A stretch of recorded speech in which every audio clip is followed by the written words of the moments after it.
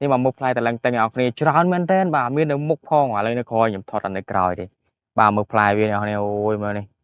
ôi lật thông bò pon pon na này rồi một cái mới này một sạch chứ rồi hỏi bài cái tịch chai kìa nhá bây giờ mà nham mấy á ở đây anh ấy bây giờ chữ bùng co nó có sùng lây nhưng à u pisa pip snai này lại này chui bàn ở bàn hà đi và sẽ lạc với đi lạc ở đam là khóc á này lạc được đam là khóc vậy ủaនេះមកដើមទៀតហ្នឹងនេះអានេះផ្លែវាច្រើនដែរដោយសារភ្លៀងហ្នឹងហើយ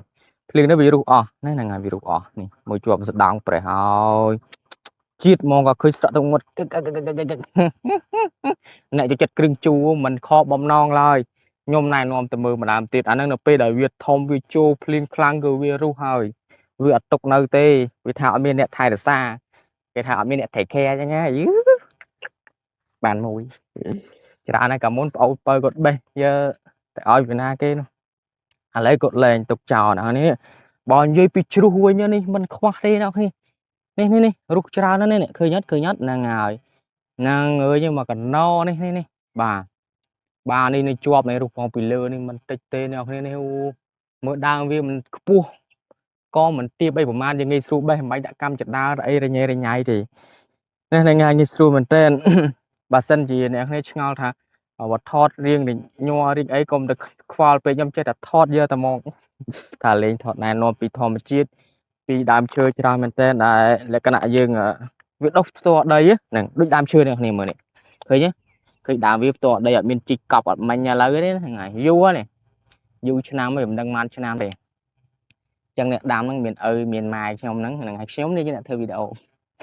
ទៅលេងមួយស្លឹកវាប្រេះហើយច្រើនណាស់នេះនឹងមើលផ្លែវាមកឆ្កោមហើយអាផ្លែហ្នឹងទៀតសោអ្នកគ្នាទុកគាត់បានយូរមែនទេ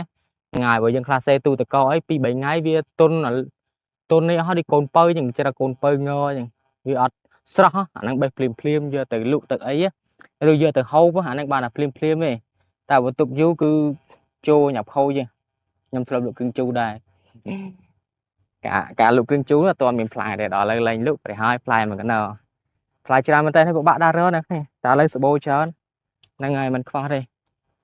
ឡូវខ្ញុំទៅថតមុខបន្តិចឲ្យមើលឲ្យអ្នកគ្នាមើលតិចណាហ្នឹងហើយដើរទៅមុខទៅថតអ្នកគ្នាមើលតិចហ្នឹងខាត់សិនអានេះនៅមុខផ្ទះអ្នកគ្នាហ្នឹងហើយនៅមុខផ្ទះឃើញដើមតឡឹងតឹងនៅមុខផ្ទះខ្ញុំហើយណាផ្ទះម៉ាក់អីខ្ញុំមុខផ្លែវាច្រើនហើយផ្លែច្រើនអត់ខ្វះទេបើរស់នៅក្រោមដើមក៏ច្រើនដែរនេះចាំមើលនេះរស់នៅក្រោមដើមប្រហែលទុនអស់និយាយរួមទៅឲ្យតែភ្លៀ